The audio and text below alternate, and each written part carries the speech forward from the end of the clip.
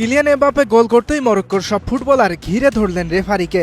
গোলের ঠিক আগ মুহূর্তেই ফ্রান্সের এক ফুটবলারের হাতে বল লেগেছিল। আশরাফ হাকিমি রেফারিকে সেটাই বোঝানোর চেষ্টা করছিলেন। মরক্কোর ফুটবলারদের মনে হয়তো প্রশ্ন জেগেছিল, মিশরের গোল বাতিল হলে ফ্রান্সের কেন নয়। তবে আর্জেন্টাইন রেফারি তেলো ফিগুয়েরোয়া শুনলেন না মরক্কোর ফুটবলারদের আবদার।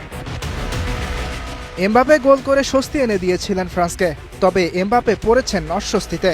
মরক্কোর ফুটবলারের ট্যাকল খেয়ে মাটিতে শুয়ে করেছেন চিৎকার। এরপর খেলা চলাকালীনই হঠাৎ বসে পড়েন মাঠে। বুঝে গেছেন আর সম্ভব নয়, বিশ্বকাপ জিততে হলে সামনে আরও 2 ম্যাচ।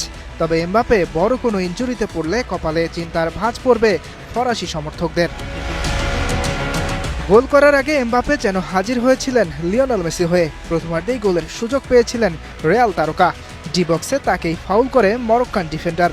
তবে স্পট কিক এমবাপ্পে তুলে দেন ইয়াসিন বোনোর হাতে। পেনাল্টি মিস করলেও মেসির মতোই ঘুরে দাঁড়িয়েছিলেন এমবাপ্পে।